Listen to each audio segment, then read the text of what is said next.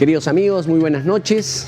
Un día más en este tu espacio, tu cuarto de hora, con nuestros invitados, como siempre, especiales porque tratamos temas fundamentales para la necesidad del Estado, de nuestro país, de los ciudadanos.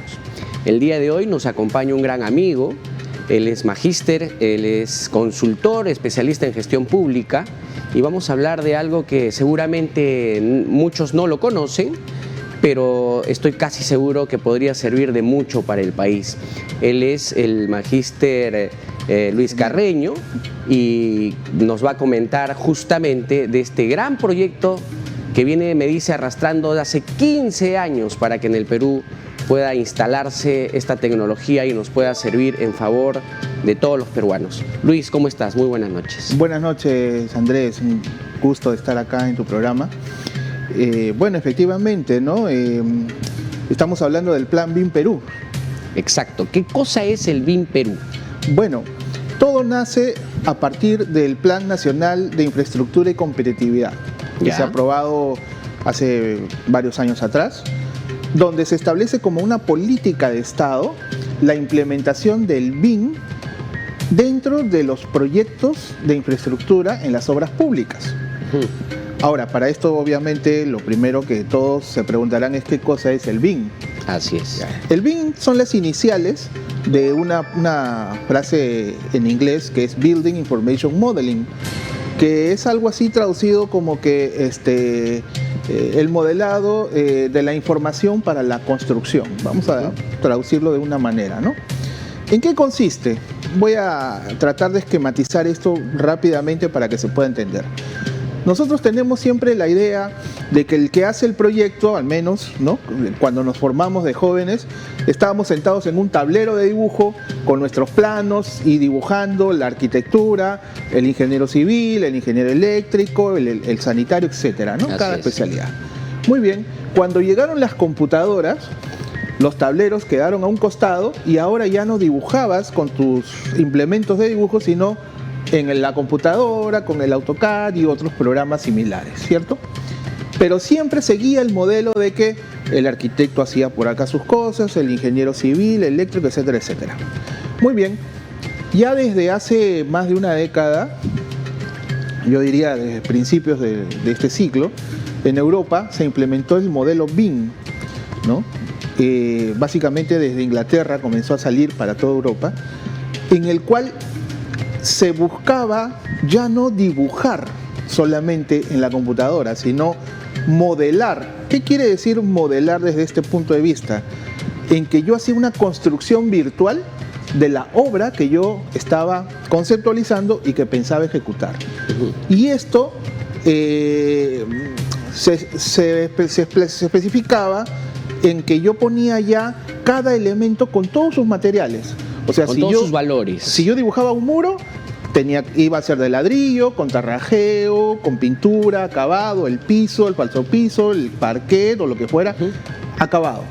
Ya. Todo eso se ponía como información, se pone como información en el modelo que uno diseña. ¿Y esto qué te permite? Te permite tener en la computadora toda la información de una obra que automáticamente pasa, esto digamos ya son términos de ingeniería, a lo que se llaman los metrados, que es todo lo que contabiliza esta obra, ¿no? Y que luego, al ponerle valor, te va a dar el costo final de la obra, sin un sol más, sin un sol menos.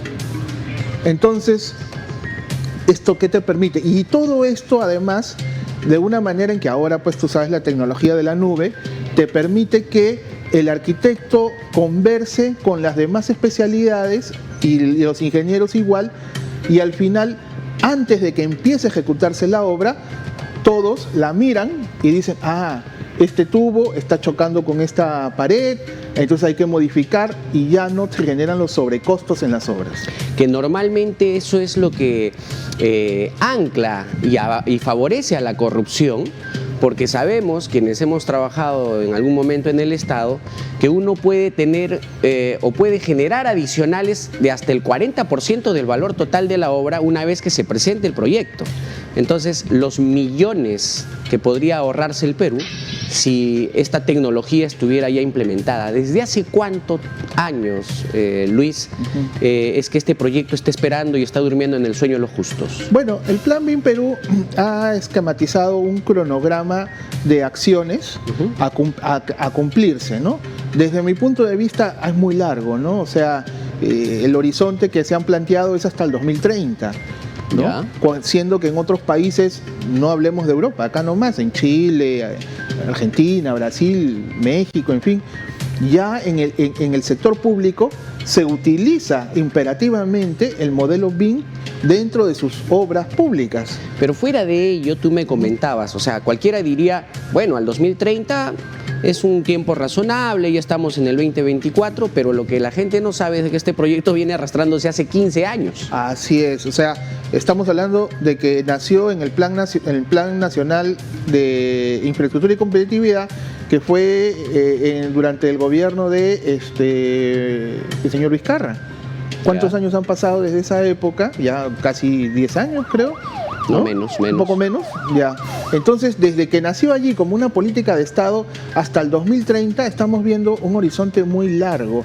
¿Por qué? Porque es propio, creo yo, de la burocracia del Estado y del poco interés por transparentar las obras públicas, que es el fundamento de esto, ¿no? Transparentar las obras públicas es justamente el kit para evitar la corrupción.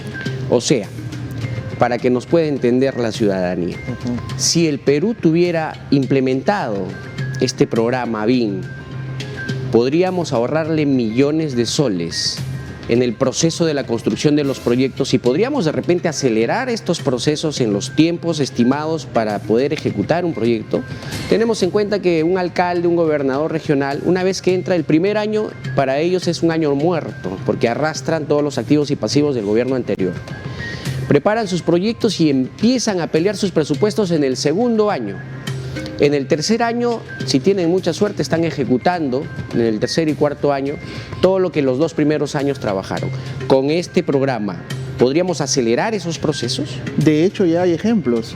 Es sabido públicamente y de conocimiento de todos, por ejemplo, que la obra de infraestructura que se hizo para los Panamericanos se logró en menos del tiempo previsto y en menos del gasto pronosticado. ¿Por qué? Porque se implementó a través del modelo BIM. Se hizo, ¿no? Convenios con los cuales se pudo implementar.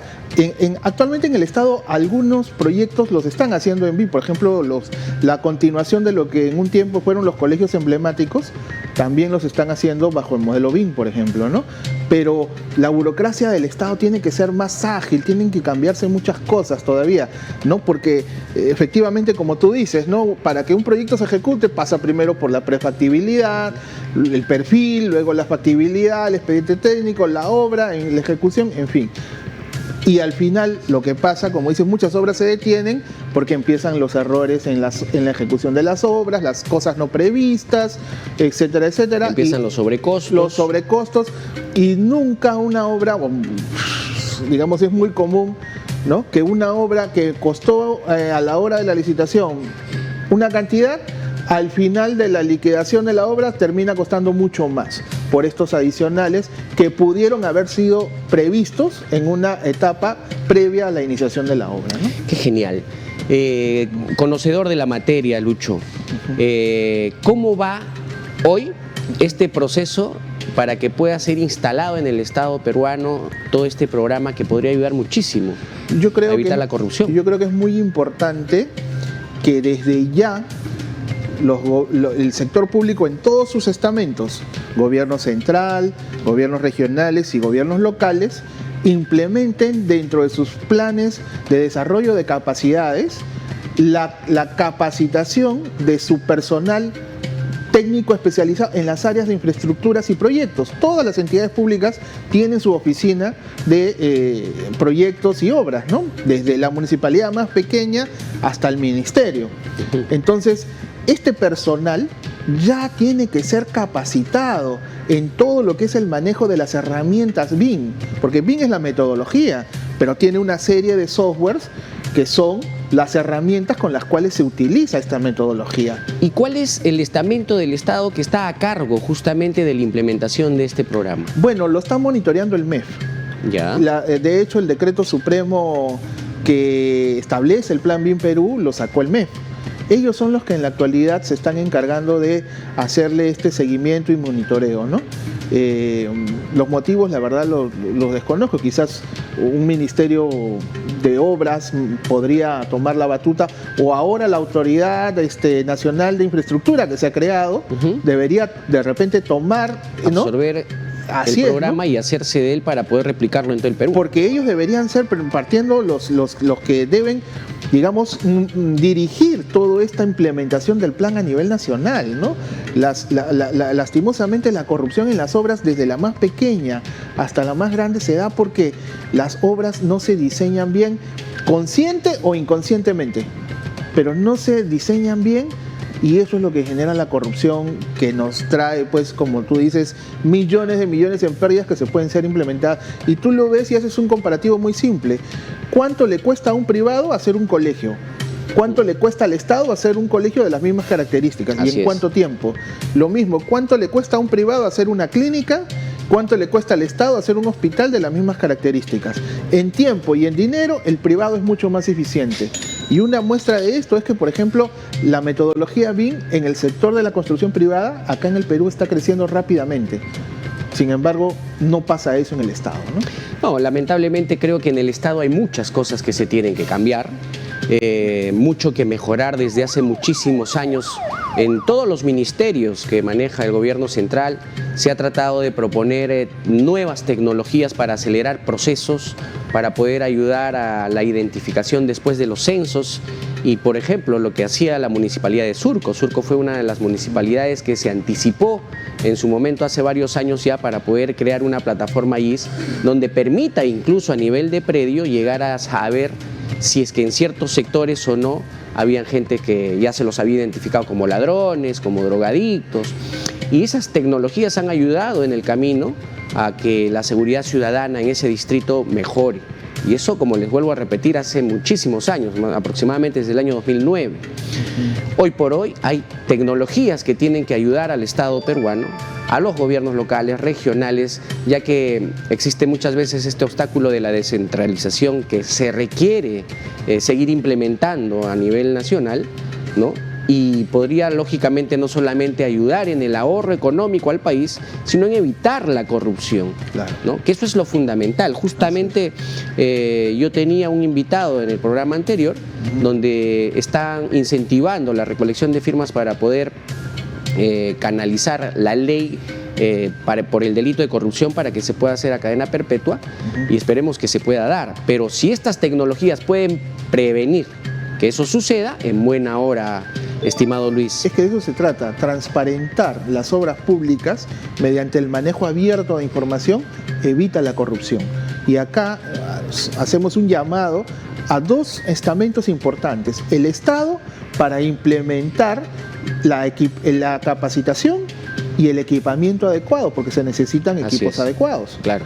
Y dos, las entidades educativas, técnicas, superiores, para que justamente creen estos, digamos, programas de capacitación especializados en BIM, pero hacia el sector público, porque hasta el sector privado ya hay bastantes, digamos, entidades que están capacitando, ¿no?, en BIM, pero para el sector privado, pero para el sector público no se está dando. Entonces tiene que haber un trabajo de estas instituciones educativas, técnicas o superiores, tecnológicas y universitarias, que puedan impulsar esto, exactamente. Así es. Bueno, estimado Luis, te agradezco muchísimo que hayas podido compartir el día de hoy con nosotros en este espacio de Tu Cuarto de Hora y poder contarle a la ciudadanía los beneficios que podría traer esta gran plataforma, y no solo ello, sino toda la corrupción que podríamos evitar y los costos y sobrecostos que hay en las obras a nivel nacional. Este es un espacio hecho para también ser propositivos, y parte de la propuesta ciudadana, como lo hace Luis con nosotros, es traerla, ponerla en la bandeja y que sea el Estado peruano y quienes están dirigiendo los destinos de nuestra patria que puedan absorber estas ideas.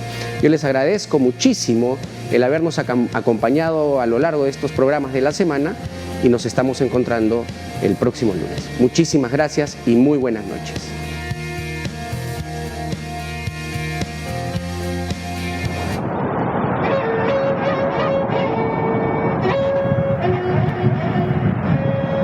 Es la majestuosidad del amo y señor de los cielos andinos.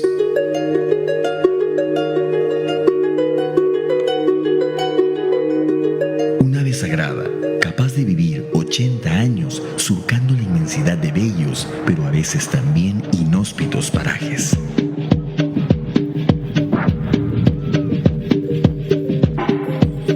Un territorio de cuya entraña emanan danzantes de tijeras.